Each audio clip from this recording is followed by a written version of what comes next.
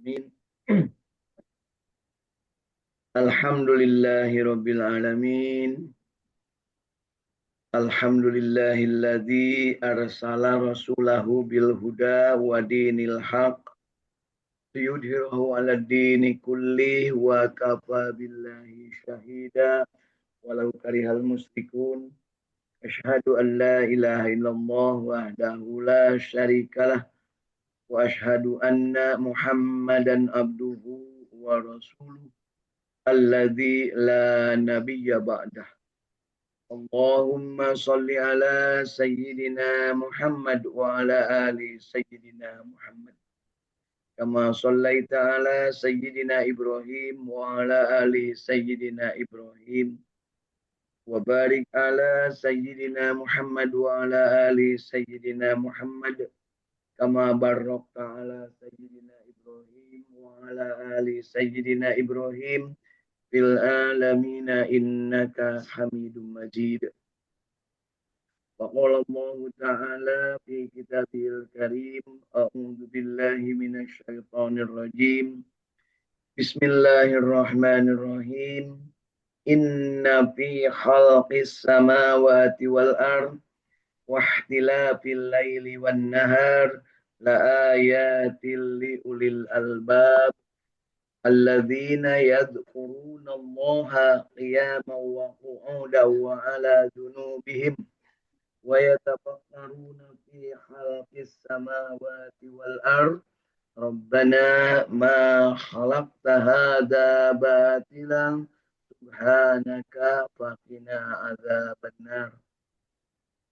Alhamdulillah, salawat dan salam kepada Rasulullah sallallahu alaihi wasallam di pagi hari ini, hari Ahad, di pertengahan dari bulan Sa'ban. Insyaallah mudah-mudahan kita semua dalam keadaan sehat walafiat, masih hidup dalam keadaan insyaallah berbahagia, masih hidup dalam keadaan istiqamah, masih hidup dalam keadaan yang suka, senang berjamaah untuk membaca ayat-ayat suci Al-Quran. Ayat yang tadi dibaca adalah surat Ali Imran, mulai ayat ke-190. Disebutkan bahwa sesungguhnya di antara penciptaan langit dan bumi, bergantinya siang dan malam, inna fi khalqis samawati wal ard wa ikhtilafil laili wan nahar la ayatil li ulil albab. Itu adalah ayat-ayat Allah, tanda-tanda kekuasaan Allah. Terdapat tanda-tanda, terdapat lawang-lawang, terdapat gerbang-gerbang untuk memahami tanda kekuasaan Allah. Siapa yang bisa memahaminya? Itulah orang yang di sini istilahnya disebut ulil albab. Siapa ulil albab? Nah, ini yang harus kita pahami dengan benar. Adalah orang yang mempergunakan akalnya. Nu cager, nu bager, nu bener, nu pinter, jeung anu simer. Cek bahasa Bapak Profesor Rocky Gerung mah jelema anu punya akal sehat alias jalma waras. Apa ukurannya ulil albab ini? Di ayat berikutnya ditegaskan alladzina ya yazkurunallah, yaitu manusia-manusia, orang-orang yang zikir kepada Allah. Ya, kapan berzikirnya? Qiyamau wa qu'udaw ala junubihim. Dalam keadaan berdiri tegak, dalam keadaan setengah berdiri atau ruku, dan dalam keadaan sujud. Artinya dalam keadaan sedang punya jabatan, dalam keadaan menjelang pensiun atau bahkan sudah pensiun, dan dalam keadaan sudah tidak punya power sama sekali, nggak punya daya ubah apa-apa. Dalam keadaan sehat, dalam keadaan setengah sehat atau sakit, ataupun dalam keadaan udah ngelempreh diimpus ya. Yazkurunallah qiyaman wa qu'udan wa ala junubihim. Terjemahannya bagi kita yang saat ini sedang sama-sama berbahagia dalam keadaan serba senang atau dalam keadaan serba dalam keadaan kekurangan atau bahkan dalam keadaan sengsara melarat sekalipun. Dalam keadaan banglas, tidak punya masalah, dalam keadaan ada beberapa masalah, dan dalam keadaan yang segudang masalah. Tetap berzikir kepada Allah. Qiyamau wa qu'udaw wa ala junubihim. Ingat eling hanya Allah di hatinya. Raditu billahi robba, wabil islami dina, wabi Muhammadin nabiyya wa rasulah. Selalu minta kepada Allah. Rabbi zidni ilma, warzuqni fahman. Selalu dalam qalbunya ditekankan, ya muqallibal qulub, sabbit qulubana ala dini. Ya musarrifal qulub, sarrif qulubana ala ta'atik. Dan kita tekankan di dalam diri kita bahwa kita ini ingin selalu berserah diri kepada Allah. Hasbi Allah wa ni'mal wakil, ni'mal maula wa ni'man nasir. Tekankan juga hasbi rabbi jalallah ma fi qalbi ghairullah. Nur Muhammad sallallahu la ilaha illallah Muhammadur Rasulullah sallallahu alaihi wasallam. La ilaha illallah al-malikul hakul mubin Muhammadur Rasulullah shadiqul wa'dil amin. Alhamdulillah Bapak Ibu. Pagi hari ini kita mudah-mudahan digolongkan orang yang ulil albab mempunyai ciri berzikir ingat kepada Allah. Pagi hari ini kita sedang ingat kepada Allah. Ciri yang kedua adalah wayatafakkaruna fi khalqis samawati wal ardh. Nah, dia selalu berpikir, menggunakan pikirannya, tidak dibiarkan liar pikirannya, berpikirnya tentang ciptaan Allah. Nah, jadi kalau tadi berzikir tentang bagaimana Allah itu, nah, tentang bagaimana zatnya Allah itu kita pahami dengan benar dalam berbagai keadaan. Yang kedua adalah berpikir tentang wayatafakkaruna fi khalqis samawati wal ardh, tentang ciptaan Allah ya, yang ada di atas permukaan bumi. Kalau berzikir itu tentang apa yang hakikat dat dan juga sifat Allah, tentunya dengan berzikir lisan, berzikir kolbu, dan juga berzikir tentang apa yang bisa kita maksimalkan dan selalu berharap segala sesuatunya kepada Allah. Ya. Sedangkan berpikir adalah tentang wayatafakkaruna fi khalqis samawati wal ardh, apa yang diciptakan Allah di langit dan di bumi. Karena area kita itu hanya di situ. Ya. Di langit dan di bumi, yang masih berada di atas bumi berarti di bawah langit atau di bawah kolong langit, maka pikirkanlah apa yang kita injak ini. Ini apa yang kita injak. Kalau kita berada di atas bumi berarti bumi yang dipijak. Nah, dan kalau kita di bawah langit, berarti kita berada di kolong langit. Nah, di bawah kolong langit, artinya dari kolong langit ini sampai di atas bumi ada apa? Kita diwajibkan atau diberikan kesempatan untuk berpikir tentunya selama hidup. Karena kalau sudah berada di bawah bumi, sudah dipendam di bawah kubur, kita sudah tidak bisa memanfaatkan daya pikir kita. Jadi wayatafakkaruna fi khalqis samawati wal ardh, berpikir tentang apa yang ada di atas permukaan bumi dan di bawah kolong langit dari semua ciptaan Allah ini. Ya. Jadi jangan sekali-kali salah kita mengingatnya adalah yang ada di atas bumi dan di bawah langit, eling terus karena dunia, tapi kita memikirkannya Allah, kunaon Allah tanya, mengapa ya Allah begini? Itu adalah salah pasang, sehingga orang yang begitu disebut nate kurang saeunan ya. Orang yang begitu biasanya akan punya kelemahan yang sangat kentara, yaitu akan punya penyakit lang-lang ling-ling, edan eling. Kadang-kadang edan leuwih loba tibatan elingnya euwah jeung gingsir, euwahna leuwih loba tibatan gingsirna. Masya Allah ya. Jadi jangan sampai salah pasang. Yang diingat itu Allah dalam berbagai keadaan. Sedangkan yang dipikirkan adalah ciptaan Allah yang ada di atas bumi dan di bawah langit. Ya, kita kadang salah pasang. Ya, masangnya adalah yang diingat dunia, dunia, duit, duit, duit, duit, duit, duit, duit, duit. Nah, Dunia, dunia, dunia, dunia. Nah, tapi yang dipikirkan malah Allah. Ya, cara orang berpikir yang memikirkan Allah atau mengingatnya itu adalah harusnya mengingat apa namanya Allah dan memikirkan dunia. Yang dipasang adalah dia mengingat dunia dan memikirkan Allah. Umahanya lamun Allah tak kieu, umahanya mun Allah tak itu. Udah jelas-jelas Allah mah kudroh, irodah. Tidak akan bisa disetir oleh siapapun. Ya, maha kuasa segala sesuatu. Ya, padi ditanam, ditandur di tengah sawah, tumbuh terus, kemudian engke gede, gede, kemudian apa namanya bekah, bekah kemudian bener hejo terus nepi ka jadi koneng mayang terus siap dipanen kita ya kita kadang di situ itu seolah mengingat-ingat kapan padi ini ya kapan kita akan panen diingat-ingat terus padahal nggak usah diingat-ingat kalau Allah mengendaki panen maka pasti panen kalau Allah mengendaki bencana sudah menguning, siap panen besoknya tiba-tiba angin besar, kemudian air, atau tiba-tiba datang banjir, nggak bisa dipanen. Jadi nggak usah dipikirkan yang namanya Allah itu kalau dalam berkehendaknya.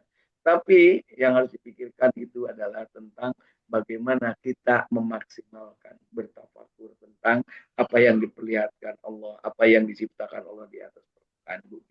Suatu saat sampai cara berpikir kita dan cara mengingat Allah kita sampai pada titik ya Allah ternyata semuanya itu indah. Jadi Bapak itu indah itu bukan pada waktunya, indah itu selama lamanya. Nah, kalau kita sudah mampu berpikir bahwa indah itu selama lamanya, maka itulah yang disebut benar. Tapi kalau merasanya kadang-kadang indah, kadang-kadang goreng, kadang-kadang tidak indah, berarti itu ada sesuatu yang tidak cager di dalam dirinya. Jadi Allah ciptakan ini semuanya indah. Sampai disebutkan Rabbana ma khalaqta hadza batila. Batil itu adalah sesuatu yang tidak baik, tidak benar. Sedangkan Allah menegaskan, ya disebutkan di sini, Rabbana ma khalaqta hadza batila. Ciptaan Allah semua ini tak ada yang batil. Semuanya bagus, semuanya indah, semuanya serba dalam keadaan yang sempurna. Padi, ada yang pendek, ada yang tinggi, ada padi ketan, ada padi IR, ada padi sinta, dan sebagainya. Semuanya ada karakternya. Alhamdulillah ini ada Kang Agus Jafar Sidik yang ahli bidang perpadian ya. Masing-masing punya karakternya. Yang ini ditanamnya di tempat begini, yang begini tanamnya di tempat begini, musimnya harus musim begini, yang kalau pengen cepet panen yang begini, yang kalau ingin disimpannya lama, yang model begini. Itu adalah ciptaan Allah semua. Ya. Kemudian oleh manusia dikreasikan, dikawinkan, dikombinasikan, dibikin varietas baru, muncullah varietas-varietasnya. Semuanya itu hasil daya pikir manusia. Ditanamnya ada yang di sawah, ada yang di pot. Nah, sekarang nanam padi ada yang di pot ya. Saya pernah panen padi di pot, nanamnya di pot di atas rumah di lantai 3 ya di rooftopnya rumah. Sayang tidak banyak potnya, hanya 2. Jadi yang berbuahnya atau padi yang sampai berbuahnya hanya 2 potnya. Jadi nggak sampai kintalan. Coba kalau dibikin potnya itu jajarkan sepanjang jalan dari mulai pantai Cipatujah kalau di Tasikmalaya sampai dengan pantai Pantura. Pinggir jalan semua tanamin di pot, ditanamin padi. Masya Allah, insya Allah makin makmur negeri kita ya. Nah, kemungkinan kita tidak memikirkan dengan benar juga ada. Jika kita wayatafakkaruna fi khalqis samawati wal ard, bisa jadi cara berpikir kita yang salah. Nah, pada saat itu maka kita harus segera kembali kepada Allah dengan cara apa? Dengan cara membersihkan kalbu kita, mentazkiyah diri nafsu masing-masing supaya dalam diri ini selalu berpikirnya benar, selalu minta dibimbing oleh Allah Subhanahu wa taala dan selalu kita minta ditunjukkan ke jalan yang benar. Istiqamah di jalan Allah Subhanahu wa taala. Bagaimana caranya kita membersihkan kalbu kita agar senantiasa mengingat Allah, senantiasa berpikir tentang apa yang diciptakan Allah di muka bumi, sehingga muncul dari lidah kita itu Rabbana ma khalaqta hadza batila subhanaka faqina adzabannar, dan kita bermohon dijauhkan dari api neraka. Maka kita yakin orang yang selalu berkeyakinan semua ciptaan Allah adalah indah, maka dia adalah ahlul jannah, ahli surga. Tetapi orang yang selalu berpikiran negatif, selalu menyalahkan keadaan, dan bahkan ujung-ujungnya menyalahkan Allah dengan ngomong kunaonnya Allah kunaonnya jadi orang yang banyak nanya kunaon mengapa mengapa mengapa itu insya Allah stres Bapak Ibu ya. Jadi kalau banyak nanya di antara teman, ada yang teman kita yang nanya mengapa ya tentang Allah, maka itu jalma itu adalah stres, ODGJ. Orang dalam gangguan jiwa. Jadi tentang ciptaan Allah lah yang harus kita tanya. Tapi tentang Allahnya jangan kita tanya. Cukup kita ingat saja bahwa Allah Maha Kuasa, Allah Maha Esa, Allah Maha Mencipta, Allah Maha Berkreasi, Allah Maha segala-galanya. Dan kalau Allah berkeinginan cukup mengatakan pun, fayakun, maka akan jadilah.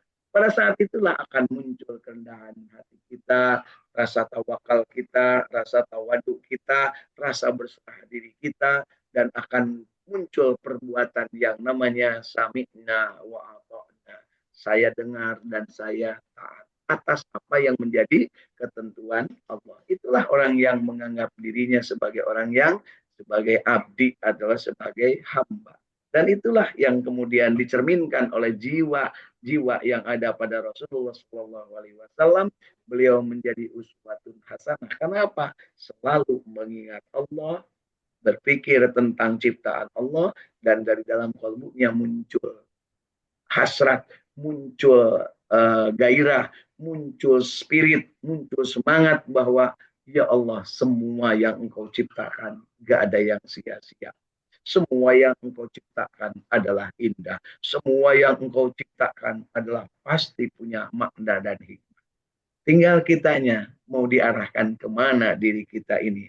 Nah, pada saat kita akan diarahkan kemana, pastikan diarahkan sesuai dengan kehendak Allah. Yang mana yang disebut sesuai dengan kehendak Allah? Allah sendiri yang menyebutkan. Nah, Allah sendiri yang menyebutkan, ya Tuhan nafsul mutmain. Ya, hei orang-orang yang memiliki nafsu dan jiwa yang tenang. Mutmainnah itu tenang, ya, tentram, ya. Jadi kalau ayah ngarana budak awewe atau perempuan yang namanya mutmainnah itu pasti menenangkan. Tapi belum tentu menyenangkan, menenangkan ya. Nah, buktinya kan bisa dikandung punya. Ya artinya apa? Sesuatu itu memang harus kita pahami dengan benar. Jangan sampai juga kita memponis seseorang yang sudah begini pasti begini. Enggak. Dalam dunia ini tidak ada yang pasti. Ya. Tidak ada yang pasti kecuali atas kehendak Allah. Dan yang pasti jangan lupa kita harus sadar-sadarnya yang pasti itu ada empat. Ya. Apa aja untuk menenangkan kalbu kita? Saya ingatkan kembali yang pasti itu ada empat. Satu, rezeki itu pasti dan tidak akan tertukar. Ya, jadi Kang Agus, Teh Neng, Teh Yulia, Teh Irin, Teh Hilda, Teh Uis, jangan sampai punya anggapan bahwa rezeki itu tertukar sehingga kita ngamuk-ngamuk kepada orang lain. Kunaon sih eta nu kabagian ari aing henteu. Nah, kan gitu ya. Suka ada yang ngomong gitu enggak? Itu teh asli sakit jiwa manusia model gitu teh. Kalau orang yang sehat, orang yang punya baik, ya Allah, inilah aku. Rezekiku adalah engkau tentukan. Dan aku pagi hari ini rezekinya seperti ini. Ada rezekinya, manfaatkan dengan baik. Tidak ada, apa salahnya puasa. Kan gitu. Tapi susah jadi jelema gitu ya. Makanya harus dikasih contoh. Contohnya teladannya yang luar biasa. Laqad kana lakum fi Rasulillah uswatun hasanah. Jadi resep hidup dalam dunia ini kalau ingin tenang, jangan contoh manusia manapun kecuali Kanjeng Nabi Muhammad SAW. Jangan contoh kiai, jangan contoh ajengan, jangan contoh ustaz. Kenapa? Pasti ada celahnya. pasti ada cacatnya, pasti ada salahnya. Nah, kadang-kadang suka ada yang kultus. Wah, pokoknya cek ajengan kia kudu kia, cek kiai kia kudu kia, cek ulama kia kudu kia. Enggak, yang wajib menjadi contoh itu hanya satu manusia, yaitu Kanjeng Nabi Muhammad SAW. Dan tentunya Rasulullah juga mengambil dari yang baik-baiknya dari para nabi yang Rasul kersani Allah dikumpulkan dalam jiwa Rasulullah. Laqad kana lakum fi Rasulillah uswatun hasanah. Termasuk dari Kanjeng Nabi Ibrahim ada uswatun hasanahnya, dihitan, kemudian melaksanakan ibadah manasik hajinya, praktek-prakteknya. Nah, disempurnakan oleh Rasulullah Shallallahu Alaihi Wasallam dalam segala hal, dalam segala perbuatan. Jangan sampai ada perasaan sedikit pun bahwa ada kesalahan dalam Rasulullah. Nah, kan suka ada yang ngomong gitu, itu kan Nabi, itu bukan kita. Ya iyalah, Nabi pasti sempurna, tetapi kita jangan seperti itu. Apa yang dilakukan Nabi pasti baik, nggak mungkin nggak baik, karena Allah yang jamin. Ya, gitu Bapak Ibu ya. Tapi di kita mah suka dipilihan ada urusannya nung we-nya eta urusan ibu sunah nabi sunah tai ucing ya yang kayak gitu saya katakan kepada yang nyararanung cager gitu hirup memeh paeh gitu punya saya katakan begitu karena apa jangan sampai menyakiti orang lain dan ingat Rasulullah tidak pernah menyakiti orang lain termasuk kepada istri-istrinya beliau itu raufur rahim sayang dede kepada semuanya. Jadi orang makan henteu mun kanu ngora nya ieu mah pengalaman nu baroga pamajikan leuwih hiji ai kanu ngora bageur bebeakannya tapi aya nu kolot mah dicuekin we. Nya naudzubillah ya. Mudah-mudahan enggak teralami. Hari Paum itu belum mengalami, belum pernah. Kalau seandainya Allah menguji, nah itu yang harus terhindar dari keadaan yang terjelek. Kalaupun mau nambah Kang Agus, ya gitu ya. Nama pemajikan, arek dua, arek tilu, arek opat, pek wae menang, ngan kudu adil. Tapi ingatlah, kan hanya dengan satu kamu akan berbuat adil. Leuwih hiji mal bisa adil. Rek pangkat kiai, rek jenderal, rek menteri, rek kepala desa. Kan udah jelas ayeuna mah anu rek lang-langling. Ya. Artinya apa? Kita harus sadar sesadar-sadarnya bahwa ada contoh teladan dari Rasulullah SAW. Di dalam kehidupan kita, dalam rangka ingin mencapai nafsi yang mutmainnah, yang kemudian radiyah mardiyah, ridha dan diridhoi Allah, itu tahapannya tentunya mengikuti apa yang dicontohkan Rasulullah SAW. Dan para ulama menuliskan dalam beberapa teks bukunya ya metodologi atau cara untuk mencapai nafsi yang mutmainnah. Kenapa harus dicapai? Karena ada kecenderungan manusia itu terbagi dalam tiga golongan atau tiga kategori nafs. Yang pertama nafs yang disebut dengan nafs ammaratun bisu. Ya, yang namanya nafsunya itu yang gede amok. Salah saeutik ngamuk nubat salah teh batur wae dirina alus sorangan. Bahkan mengajak kepada ketidakbenaran, amar mungkar nahi ma'ruf. Itulah nafsu ammarah kepada kejelekan. Kemudian yang kedua adalah nafsu yang lawamah. Ada juga yang disebut mulhimah dan lawamah, yaitu yang kadang edan, kadang eling. Namun ke eling ke masjid berjamaah, namun ke eling hees tidur lagi. Namun cek Mbak Surip mah bangun lagi, tidur lagi, bangun lagi, tidur lagi, hees nah gitu ya, gawe dengan hardolin, dahar modal, ulid, ibadah. Nah, tapi itu gede amat, temu serang masih, kan jelas gitu ya. Itu disebut lawamah mulhimah. Kadang tergantung angin, lamun ke loba tumpeng di masjid ke masjid, ya lamun keur aya kebaikan maka dia datang ke masjid lamun keur aya barokahnya lamun keur eueuh barokat maka dia tetap tidak lamun tidak sedang dalam keadaan baik maka dia kadang-kadang terparadu. Nah, yang harus kita rindukan adalah yang seperti disebut Allah Subhanahu wa taala menyebutnya ya ayat Tuhan nafsul mutmainnah irji'i ila radiyatam mardiyah wadhuli fi ibadi wadhuli jannati. Kecenderungan manusia selain para nabi dan rasul adalah nafsu ammaroh, lawamah, dan mulhimah serta nafsu mutmainnah. Mudah-mudahan dari yang disebut dengan mutmainnah itu kita sampai pada tingkat radiyah, mardiyah pada saatnya. Ya, kemudian ada nafsunya para nabi yang disebut nafsu kamilah.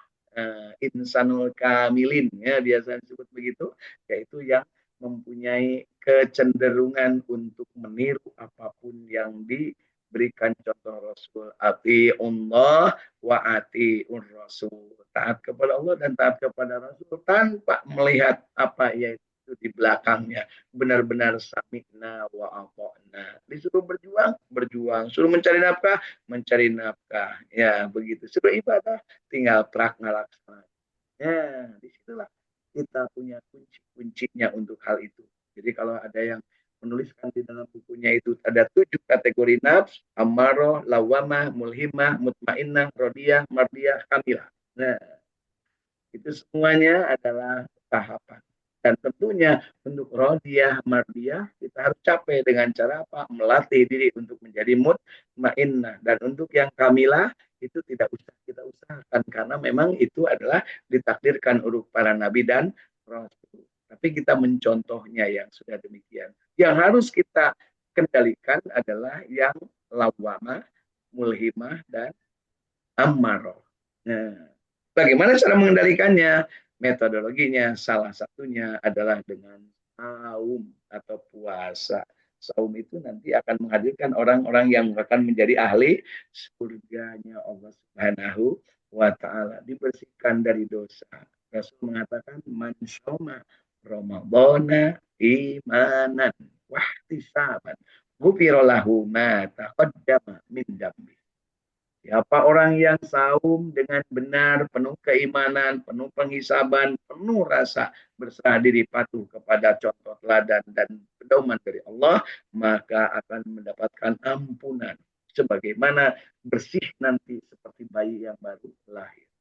Ada 2 ketika melaksanakan ibadah Ramadan. Ada saum, ada qaum. Ada saum, ada puasa, ada juga sholat. Artinya yang spesial di hari puasa yaitu sholat tarawih. Man qama ramadhana imanan wahtisaban ghufirallahu ma taqaddama min. Pertanyaannya, apakah kita berniat untuk saum di bulan Ramadan dengan penuh keimanan? Karena kalau tidak beriman pasti umat ngerasa samsara, ngerasa ribu, ngerasa hese, ngerasa wah can naon-naon geus loba alah aduh rek puasanya can boga itu can boga ieu. Siapa yang mewajibkan puasa harus boga itu boga ieu? Biasa ya seperti biasa. Harinya tetap 24 jam, paginya tetap jam segitu, sorenya tetap jam segitu, mataharinya masih yang itu. Yang berbeda adalah ada kewajiban untuk menahan diri dari hal-hal yang membatalkan. Gitu. Gak ada bedanya. Mau di Indonesia, merasanya di Indonesia maraosnya puasa teh dengan 12 jam. Ya kurang lebih ya dari jam 4 pagi sampai dengan jam 6 sore, ya kurang lebih 14 jam ya menahan dirinya. Coba lamun di daerah-daerah di timur, di daerah sebelah sana ya, ada yang 18 jam puasa sekali. Karena apa? Paginya lebih cepat, sorenya lebih lama. Bahkan ketika saya mengajak jamaah untuk berangkat menunaikan ibadah umroh di bulan Ramadan, belum apa-apa udah ngomong, atau kumahanya puasanya di Arab memberi panas, itu sudah jelek sangka kepada Allah yang begitu. Memangnya puasa itu hanya untuk di Indonesia. Rasulullah itu sahurnya di Mekah, di Madinah. Itu Bapak Ibu ya. Tidak pernah ada terceritakan riweuhnya panas dan sebagainya. Ya, gitu ya. Jadi banyak kesempatan manusia itu untuk loba alasan. Ya. Dan kalau seandainya belum memahami, belum mengalami, tentunya akan beda menceritakannya. Gitu ya. Belum apa-apa, jamaah yang diajak itu yuk kita umroh di bulan Ramadan, karena umroh di bulan Ramadan senilai dengan haji bersama Rasulullah Sallallahu Alaihi Wasallam. Mumpung yang belum bisa haji tahun-tahun ini karena terlalu panjang antrian, berangkatlah umroh di bulan Ramadan. Belum apa-apa udah ngomong kumaha sahurna, kumaha buakana, kumaha panasna, bagaimana kehidupannya. Jangan lupa Rasulullah SAW itu di kota Mekah Madinah. Jadi kalau kita ada ajakan seperti itu, samiknya wa nak berangkat. Laun boga duit mayar muntu boga duit minta neangan numang mayarkeun. Lamun ayanu daekeun. Tapi jangan sampai lupa juga bahwa kebanyakan sekarang yang berangkat ke sana itu dipangmayarkeun batu. Artinya apa? Orang banyak yang memberikan bantuan, orang banyak yang memberikan kesempatan kepada orang lain untuk beribadah di tanah suci justru dari jasa orang itu. Ada yang ustadz, ada yang mungkin juga guru ngajinya lagi kecil ya. Mungkin juga ada yang berterima kasih. Mungkin juga ada yang hadiah dari atasannya karena berbuat baik ya, karena pekerjaannya bagus. Ya, begitu. Insya Allah mudah-mudahan Bapak Ibu termasuk yang mendapatkan kesempatan tersebut. Insya Allah Kang Iskandar ya bersama ibunya. Yuk kita sama-sama kita niatkan di sana kita akan berbahagia. Makanya saya kasih judul bahagia istiqomah bersamaan berjamaah baca Quran di tempat Al-Quran diturunkan, di tempat Nabi menerimanya, di tempat semua sahabat waktu itu mempraktekkan Al-Quran, yaitu di kota Mekah dan Madinah. Rindukan untuk itu. Mulai dari sekarang, comot dari gaji kita 10% simpen untuk bisa ke Mekah Madinah. Kalau nggak gitu, nggak bakal dapat. Ya. Perkaranya 10% dengan 100.000 nggak apa-apa. Cuma segitu. Kalau dari 100 juta kan 10 juta. Kalau dari 1 juta cuman berapa? 100.000. Tapi kalau tidak dimulai dari yang kecil, nggak mungkin memperoleh yang besar. Itulah yang diajarkan. Mulailah dari yang kecil. Mulailah dari diri sendiri. Mulailah saat ini juga. Jangan banyak alasan. Jangan banyak atuda abdima, atuda abdinya, atuda abdima. Itulah yang terjadi ya. Hampir di mana-mana, di tengah sawah, di perjalanan, di angkot, di mobil, di kelas, di berbagai kesempatan ketika ditanya atuda abdi marariweuh, atuda abdi ma incu, atuda abdi ma kudu ngurus anak, kudu ngurus laki, kudu pemajikan. Kalau hidup penuh dengan atuda, selamat menikmati sangsara salalawasna. Nah, itulah bahasa Sunda ya, sangsara salala wasna. Gimana supaya kita berubah? Nah, di dalam kitab Tazkiyatun Nafs diberikan jangan berkata atuda, tapi katakanlah daripada begini mending begini. Disebut daripada itu sanajan. Meskipun demikian saya akan tetap maju. Meskipun gaji saya kecil, saya tetap akan berangkat ke sana. Siapa tahu baru tabungan setengahnya tiba-tiba Allah menghendaki ada yang menambah. Kalau ditanyakan, ibu sudah punya tabungan, bapak sudah punya tabungan, alhamdulillah. Sudah berapa?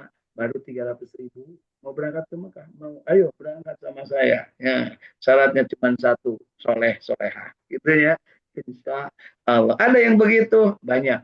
Jamaah saya kebanyakan kalau berangkat begitu ditanya dari mana bapak ibu punya ongkos, ada yang dari murid ngajinya, ada yang dari anaknya, ada yang dari menantunya, ada yang dari calon besan. Bahkan dari calon besan ada yang mewajibkan bapak, ibu, saya akan menjadi bapak dan ibu kalau bapak dan ibu berangkat dulu umroh. Nanti dipoto di depan Makkah, di depan Ka'bah, nanti saya akan pamerkan kepada teman saya bahwa tuh besan saya udah pernah ke Mekah. Karena naon, penting mah bisa ini, gitu ya. Artinya apa? Bersihkan jiwa dan kolbu. Perkara dari mana uangnya, yang penting halalan, toyiban. Begitu ya. Kadang kita masuk ke balas kan karena naon atudanya. Padahal kata Allah, jangan katakan atuda, tapi katakan sanajan. Nah, can ini tapi hati sudah ada di Mekah. Sanajan belum berangkat, meskipun belum berangkat, tapi aku sudah berada di Madinah. Bagaimana caranya? Baca Quran. Karena Rasulullah itu menerima di Madinah. Ya. Pagi hari ini kita mendapat kesempatan untuk bersih-bersih jiwa, bersih-bersih kolbu kita memasuki bulan Ramadan. Apalagi 2 hari kemudian atau 1 hari kemudian, tergantung yang menilainya, kita akan memasuki hari perubahan catatan amal kita, yaitu yang disebut dengan nisfu Sa'ban. Di malam ke-15, catatan amal kita setahun yang lalu ditutup dan diganti dengan catatan amal yang baru. Ketika amal yang baru dibuka, maka isilah dengan amal-amal yang baik. Itulah yang sekarang lagi diramaikan, bahasan tentang nisfu Sa'ban. Mau ngapain saja, silahkan lakukan sesuai dengan ilmu yang dimiliki masing-masing. Jangan lakukan sesuatu yang nggak punya ilmunya, karena itu berbahaya. Dan jangan berilmu tapi kita tidak mengamalkannya. Nyaho tapi tengah amalkan. Dan jangan mengganggu orang lain yang berbuat baik. Jangan juga menyepelekan perbuatan-perbuatan yang menjadi tugas kewajiban kita. Dan jangan lupa banyaklah bertanya. Alewo untuk bisa mendapatkan ilmunya agar praktek ibadahnya menjadi sempurna. Malam nisfu Sa'ban, malam ke-15 dari bulan Sya'ban adalah malam pergantian catatan amal setahun yang lalu menjadi setahun yang akan datang. Dibagi rapot dan akan dibuka rapot yang baru. Mudah-mudahan kita termasuk yang sedang beribadah sebagaimana yang Rasul katakan, aku ingin ketika